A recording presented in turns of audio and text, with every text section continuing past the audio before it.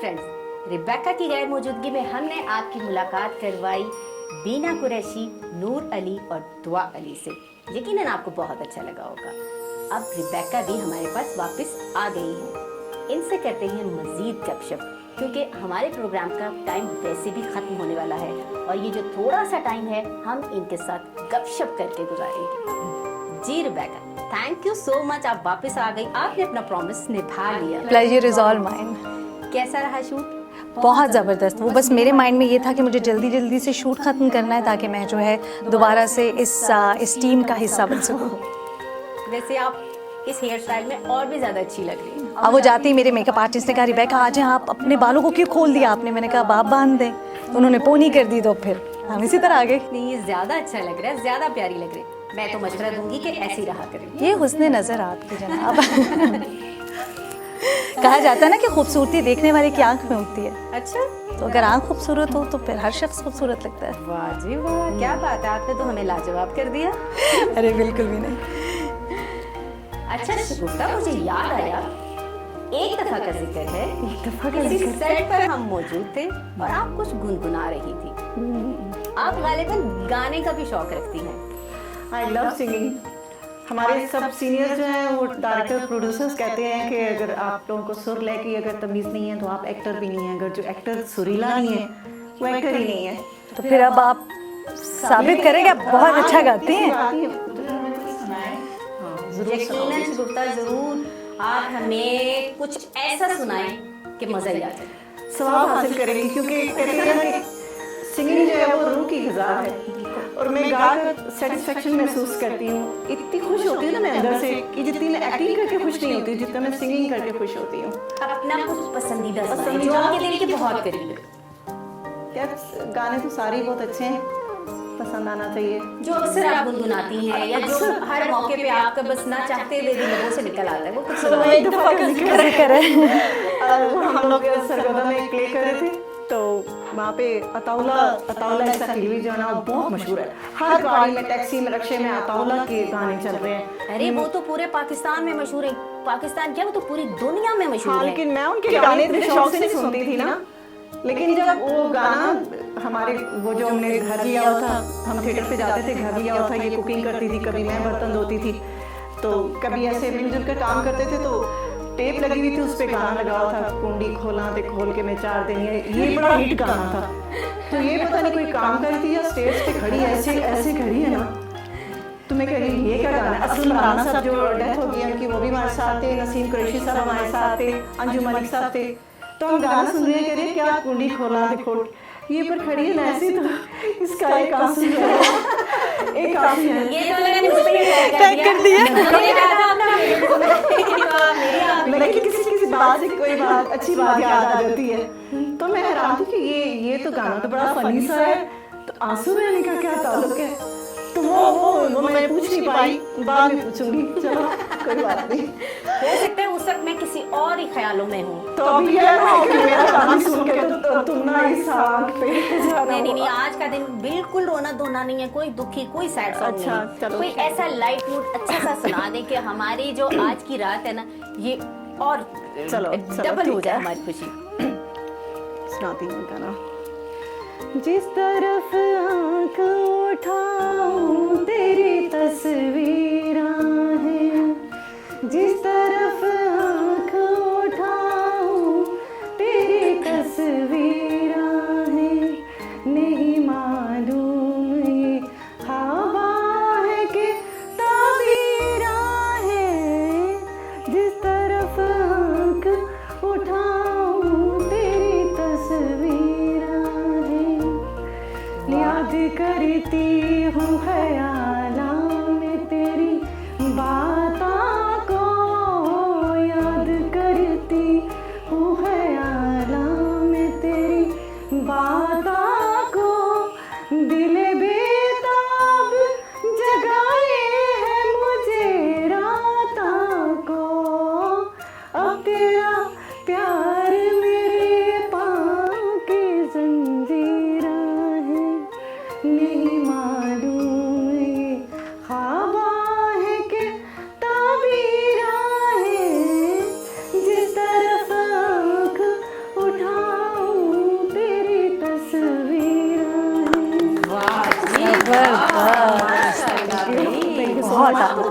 अच्छा गाती हैं। अच्छा really? हाँ, चलो बहुत आपने शुक्रिया क्यों नहीं इस पे ज्यादा तवज्जो दी? यार। मैं गाती हूँ, मैं शौकिया फनकार, बाथरूम सिंगर नहीं, मैं शौकिया फनकार में बहुत गाती हूँ। अरे शौकिया तो गाती हैं, इसको एज अ प्रोफेशन क्यों नहीं आपने किया? ऐसे प्रोफेशन आप कह रही हो कि अगर मैं बाकी क्लिक हो सकती हूँ सिंगिंग में तो मैं ट्राई करूंगी। अरे 100% हो सकती हैं, आपको जरूर करना लेकिन चाहिए। मुझे ज्यादा से लगता है कि जैसे आप लोग फ्रेंड बैठे हो ना, बस छोटा सा गेट टुगेदर हो और वहाँ पे सिंगिंग करना। तो आप इसी तरह करके रिकॉर्ड करें और टीवी पे चलाएं, देखें। चलो कमाल हो जाएगा। गौर करूंगी इस बात पे। अरे रिबेका, आपको भी है कुछ इंटरेस्ट गुनगुनाने का? मैं एक्चुअली शगुफ्ता किसी बात से बड़े हैरान हुई। उन्होंने कहा कि इनके किसी उस्ताद ने इनसे कहा कि जो अदाकार गा अच्छा नहीं सकता वो अच्छी अदाकारी नहीं कर सकता, और मैं खुद को बाथरूम सिंगर भी नहीं समझती। अच्छा, बिकॉज मुझे ये कंफर्म है 100% कि मैं बहुत बुरा गुनगुनाती हूँ। गाती नहीं, गुनगुनाती बहुत बुरा हूँ, तो गाना तो बहुत दूर की बात है। बाथरूम सिंगर तो कहते हैं हर कोई होता है, मैं वो भी नहीं है। मुझसे आप होस्टिंग करवा लें, मुझसे आप अदाकारी करवा लें, मुझसे और क्रिएटिव आर्ट का काम करवा लें, मैं गा नहीं सकती। कहते हैं ना कि रोना और हंसना तो सबको आता है। हाँ, रो भी लूंगी, हंस भी लूंगी, गा नहीं सकती। तो शायराना तबीयत नहीं, तो लगती मैंने है गलत बोल दिया। गाना और और रोना सबको आता है। ये तो हर किसी को आता है। अब मुझे लगता है कि मुझे गाने की जगह भी रोना ही आता है। अच्छा, लगता तो नहीं। बिना मुझे बिल्कुल गाना नहीं। अच्छा, मुझे शौक बहुत है। मैं आपको बताऊं, क्योंकि हमारे स्कूल में जो क्वायर्स होती थी ना, अच्छा इसके पीछे मुझे लगता है एक छोटी सी कहानी है कि स्कूल में क्वायर्स थी और मैं, क्योंकि बहुत शौक था गाने का, और मैं अपनी अम्मी को सिफारिश के लिए ले जाती थी। सो हमारे कॉन्वेंट स्कूल में बिल्कुल भी कोई ऐसा नहीं है कि अच्छा बच्चे पे अम्मा आ गई हैं तो कुछ, उन्होंने कहा नहीं, she is a very bad singer. So हम इनको जो है बिल्कुल भी अपने क्वायर की जो टीम है उसमें नहीं शामिल कर सकते। कोई चांस नहीं। सो मैं इतनी डिसहार्ट हुई, मैंने कहा बस अब मैंने कभी नहीं गाना, इरादा तर्क कर। लेकिन आपका जो दूसरा टैलेंट है बोलने का, एज अ वीजे भी तो आप बड़ी कमाल की हैं। जी बस वो अब मेरी वालदा हमेशा मुझसे यही कहती हैं कि मुझे लगता है कि अगर तुम अच्छा गाती तो शायद तुम ये वाला काम ना कर पा रही होती ना। तो वो कहती हैं कि तुम जो गाने वाला होता है हिस्सा, तो उसमें भी तुमने बोलने वाला सारा सिस्टम डाल दिया। मैंने कहा शायद, आई थिंक सो। अच्छा, आपको याद है हमने एक टेलीफिल्म की थी जिसमें हम दोनों ने इकट्ठे काम किया था? उफ, कितना अच्छा वक्त था वो Rubina. And I still remember, मेरी और आपकी फर्स्ट टाइम मुलाकात उसी हमारी टेलीफिल्म के सेट पे हुई थी। फारूक अब्बास साहब ने वो डायरेक्ट की थी, और वो मुझे जो है ड्रामे में लाने वाले ही वो हैं। मैंने अपना जब टेलीविज़न का करियर एज एन एक्ट्रेस शुरू किया तो उन्हीं से और उनकी रहनुमाई से, बिकॉज आई स्टिल रिमेंबर कि जब मैं उनके पास गई फर्स्ट टाइम ऑडिशन देने, तो उन्होंने मुझे कहा सब कुछ परफेक्ट है but you have to wait for some time. अब जो आर्टिस्ट जो है वो कुछ करना चाहता है, कुछ बनना चाहता है, उसको अगर आप ये कह देना वेट फॉर सम टाइम, तो वो बहुत मुश्किल है। उसकी मौत होती है। बिल्कुल। अब मैंने कहा अच्छा वेट फॉर सम टाइम, ठीक है। अब सम टाइम हो गया महीना, 2 साल, और तकरीबन 2 से 2.5 साल के बाद जो है उनका मुझे फ़ोन आया। उन्होंने कहा आज एक रोल है। एंड आई वाज लाइक उस दौरान जो है रुबीना मैंने कोई काम नहीं किया था। अच्छा, मैंने कोई काम नहीं किया, सिर्फ इंतजार ही किया था। मैंने कहा शायद कुछ तो देखा होगा ना, इतना बड़ा डायरेक्टर है, अगर उसने कुछ कहा है तो I have to wait, maybe I have to groom myself, और चीज़ें होती हैं। सो बट येस, जब वो प्रोजेक्ट किया, सो उस वक्त से अब तक शुक्र अल्हम्दुलिल्लाह काम ही उसके बाद टाइम ही नहीं मिला। काम है शुक्र। और आपको पता है कि आपकी वो टेलीफिल्म कितनी हिट हुई है और कितनी दफ़ा रिपीट हुई है? वो बहुत ज़्यादा देखी गई है, और बाकायदा मतलब मुझे तो सोशल मीडिया पे जो फैंस हैं वो बता रहे होते हैं कि वो आपकी टेलीफिल्म चल रही है, आप देखें। और मैं कहती हूँ मतलब इट्स अमेजिंग। मतलब समटाइम हम काम कर लेते हैं लेकिन वो एक्सपेक्टेशंस हमारी उस तरह से नहीं होती हैं कि शायद मेरा अच्छा काम था, क्योंकि काम तो बहुत करने वाली टीम बहुत अच्छी थी हमारी। So I am amazed and I am blessed to be part of that telefilm. बिल्कुल, इसमें कोई शक नहीं। और उस टेलीफिल्म में मतलब एक छोटा सा भी रोल जिसने किया था ना, वो भी हिट हुआ। तमाम लोग हिट हुए, तमाम ने बहुत अच्छा काम किया। और आपको याद है रुबीना, हम लोग कितनी सर्दी में, आई स्टिल रिमेंबर, कुछ दिसंबर और जनवरी हम मरी जाया करते थे रोज, में जाके हमने शूट और किया वापस रात को आया करते थे। और बर्फ में हमारी टीम जिस तरह से, वैसे टीम वर्क होता है। आई थिंक जब भी कोई भी जो टीम है वो मिलकर काम करती है और डेडिकेशन देती है ना, तो वो पूरा प्रोजेक्ट फिर उसका रिजल्ट नजर आता है, पता चलता है, देखने वालों को भी पता चलता है कि एंड वाकई कोई दैट काम हो telefilm was one of those. बिल्कुल। झलक, आपने मुझे अभी तक कुछ मजे का अपना प्रोजेक्ट नहीं बताया। मजे का मेरे लिए तो सारे मुझे लगता है आप बहुत कम बोलती हैं, क्योंकि हम लोग बहुत ज्यादा बोल रहे हैं, आप बहुत कम कम बोलते हो। ऐसा कुछ नहीं है, आपकी बातें सुन के, आपकी जो गपशप है सुन के मुझे बहुत मजा आ रहा है। लेकिन हम आपके बारे में भी जानना चाहते हैं ना। आप बताइए, आपके दिल में कौन सा ऐसा प्रोजेक्ट है कि बस आप कहती हैं कि वो मेरा जिंदगी का बहुत मजेदार रोल था, या कौन सा रोल था जो करने में आपको बहुत मुश्किल हुई? मुझे तो सारे कैरेक्टर्स बहुत अच्छे लगते हैं, सारी ड्रामे बहुत अच्छे लगते हैं, क्योंकि मैं जो भी काम करती हूँ मैं दिल से करती हूँ और मैं इसको काम को एक इबादत समझ के करती हूँ कि बस करना है। लेकिन किसी रोल को करने के लिए बंदे को थोड़ी सी एफर्ट लगानी पड़ती है ना, थोड़ा सा देखना पड़ता है कि यार कैसे करूँ, टोन या फिर आपको उसके लिए ड्रेसेस, किसी के लिए थोड़ी सी ज्यादा एफर्ट लगानी पड़ती है। थोड़ा सा होता है, मुझे गुस्सा बहुत कम आता है, और कभी कभी ऐसा होता है कोई ऐसा रोल प्ले करना होता है जिसमें आपको बहुत चीख चिल्ला के बोलना होता है, गुस्सा करना होता है, तो फिर वो थोड़ा मुश्किल होता है, लेकिन कर लेती हूँ। यानी कि लड़ाका टाइप कोई आपको रोल दिया जाए, कोई देवरानी जेठानी, कोई सास, इस तरह का मार कुटाई वाला, वो मुश्किल होगी थोड़ा आपको। मुश्किल होता है, क्योंकि रियल लाइफ में भी मैं गुस्सा करती नहीं हूँ, लड़ाकी हूँ नहीं, इसीलिए थोड़ा मुश्किल होता है। और जो मजलूम वाले कैरेक्टर होते हैं वो मुझे बहुत रोना पसंद है। धोना, मतलब आप रोना बड़े आराम से कर लेंगे, रोना बहुत धोना। अच्छा लगता है। तो थिएटर में तो बड़ा लाउड बोलना पड़ता है, बड़ा जोर लगता है। तो अगर आप थिएटर करती हो फिर तो आपकी प्रैक्टिस होगी ना, लाउड बोलना, पब्लिक को फिर तो फेस वहाँ पे करना। जब होता है काम होता है फिर तो मैं बहुत लाउड बोलती हूँ, क्योंकि मुझे पता होता है कि सामने जो लोग बैठ के देख रहे होते हैं, और यहीं पे हमारा जो काम का एक रिजल्ट होता है वो पता चलता है कि हमने कैसी परफॉर्मेंस की है। बिल्कुल। और वहाँ पे ऑडियंस बैठी होती है, वो बताती है, उनकी क्लैपिंग से ही पता चल जाता है कि हमारी परफॉर्मेंस कैसी थी। हाँ, मेहनत का रिजल्ट वहीं के वहीं मिल जाता है।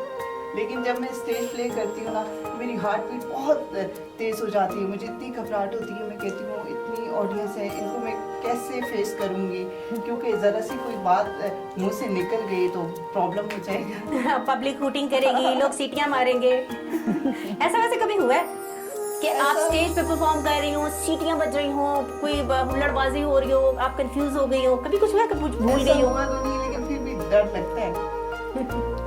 अच्छा, माशाल्लाह, इसका मतलब आप बड़ी कॉन्फिडेंट हैं। कुछ भी हो जाए आप कंफ्यूज नहीं होंगी। बिल्कुल भी। रिबेका, आप कभी कंफ्यूज हुई? अच्छा, मैं जब भी लाइव होती हूँ, अगर मैं एफएम पे शो कर रही हूँ या जब भी टेलीविज़न पे जो लाइव शो होता है, उससे कुछ 30 सेकंड जो है वो मेरे दिल की धड़कन, हार्ट बीट बहुत तेज़ हो जाती है। वो ऑफ कोर्स आप टेलीविज़न पर कैमरा के थ्रू फील नहीं होने देते, लेकिन हर बार लाइक आई थिंक मुझे 5 साल हो गए हैं होस्टिंग करते हुए। हर बार 5 साल में कोई एक ऐसा दिन या कोई एक ऐसा शो नहीं है जिसमें मैं बोलूँ कि मुझे डर नहीं लगा। मतलब एक दफा तक तक तक तक तक जरूर होता है। और बस वो 30 सेकंड जो होते हैं उसके बाद तो मतलब बस गाड़ी चल पड़ती है। ये तो मुझे भी पता है कि एक दफा गाड़ी चल पड़े फिर नहीं रुकती। अब मैंने एक बार कंवल नसीर साहिबा से ये पूछा, मैंने कहा आपा ऐसा क्यों होता है, क्योंकि बहुत बड़ी होस्ट हैं वो। तो उन्होंने कहा बेटा आप अपने 5 साल की बात कर रही हैं, मुझे इस फील्ड में 50 साल हो गए हैं। मैं जब भी लाइव या ऑन एयर होती हूँ लाइव किसी भी प्रोग्राम में, तो मेरे दिल की धड़कन भी जो है वो 30 सेकंड के लिए ना वो दिल धड़क रहा होता है। वो कहती हैं वो होता है, और वो आपके जिंदा दिल आर्टिस्ट होने की निशानी है। हर बार लगता है कि पहली कुछ बार नया है, तो वो कहते हैं उसमें आप जज्बा आ जाता है कि ये कुछ नया करने जा रहे हैं आप, और आपने इसको बेस्ट करना है ताकि लोग जो है ये जाने कि आप कर सकते हैं। सो उस चीज़ से मुझे थोड़ा सा हौसला दिया कि अच्छा ये नॉर्मल है। यानी कि अपने आप पे कंट्रोल करना एक्टर की ये बहुत बड़ी निशानी है। और रुबीना ये भी तो है कि अगर आप ये सोचें कि आप कर सकते हैं, मुझे लगता है अगर आप आगे बढ़ना चाहते हैं, आई थिंक सबको ये सोचना चाहिए, अगर आप आगे बढ़ना चाहते हैं तो आप में हर दिन सीखने की जुस्तजू होनी चाहिए। अगर आप ये सोचते हैं कि अब आपने कर लिया, अब आप बहुत बड़े हो गए, अगर आप में झुकाव नहीं है, आप नहीं कर सकते। सही है। कभी ऐसा हुआ कि सेट पे किसी डायरेक्टर ने डांट दिया हो या बड़ी एम्बैरेसमेंट हुई हो, अपने डायलॉग्स भूल गए हो, कभी कोई कुछ ऐसा हुआ? ये बड़ा ज़बरदस्त है, जिस तरह अभी यहाँ पर भी हमारे दोस्त बात कर रहे थे। अच्छा, डांट मुझे नहीं, शुक्र है कभी भी नहीं डांट नहीं पड़ी मुझे। अच्छा, एक चीज़ जो बड़ी मुझे लगता है बड़ी अच्छी होती है, मेरा हम का प्रोजेक्ट था, लास्ट ईयर हमारा उसका शूट चल रहा था, उसमें मुझे थोड़ा सा ना गुस्से वाला रोल मिला। अच्छा, नॉर्मली मेरा ऐसा कुछ होता नहीं कि मुझे गुस्सा आए या कम गुस्सा। अब हमारे डायरेक्टर मुझे कह रहे हैं आप चीखें। अब मैं अपनी तरफ से बहुत चीख रही हूँ कि भाई मैं तो चीख रही हूँ। उन्होंने मुझे बिठाया, उन्होंने कहा बच्चे आप कभी चीखी हैं, आपने कभी किसी को डांटा है? मैंने मैंने कहा सर ये मैंने जिस तरह डांटा है ऐसा तो मैं रोज़ डांटती। तो वो कहते बेटा आपने डांटा नहीं है, ये आपने ना किसी को हौसला दिया कि आप डांटने की कोशिश कर रही हैं। मैंने कहा मतलब सर ये मैं सही नहीं डांट रही हूँ। उन्होंने कहा बच्चे ज़रा चीखें, आप गला फाड़ें, आप गुस्सा करें, आपको ज़िंदगी में जितना गुस्सा आ सकता है फिर आप करें। सो मुझे लगता है कि वो बड़ा चैलेंजिंग रोल था, वो बड़ा मुश्किल था क्योंकि मुझे हर सीन में गुस्सा करना था। सो उसके बाद फिर मैंने गुस्सा करना सीख लिया कि गुस्सा फिर तो मैंने कहा जी अब मैंने गुस्से वाले रोल ही करने हैं। चले जी, आप सबके साथ बातचीत करके वक्त का पता ही नहीं चला, इतना मजा आया, इतना अच्छा लगा, इतना वक्त गुजर गया, ऐसे लग रहा है जैसे अभी अभी हम लोग बिल्कुल बात शुरू की है। बहरहाल आप तीनों का बहुत शुक्रिया, आप लोग आए, आपने हमारे इस प्रोग्राम को 4 चांद लगा दिए। आइंदा भी आते जाते रहिएगा और ईद के शो में भी आप सबने जरूर आना। जरूर, definitely. Thank you Beena, God bless thank you you so much Rebecca, Shagufta, Jhalak, सलामत रहें और ये ईद आपके लिए ढेरों खुशियाँ लेकर आए। जी फ्रेंड्स, तो देखा आपने हमारा प्रोग्राम, कैसा लगा आपको? फीडबैक जरूर दीजिएगा। ईद शो पे आपसे दोबारा मुलाकात होगी, तब तक हमें दीजिए इजाजत। अल्लाह हाफिज।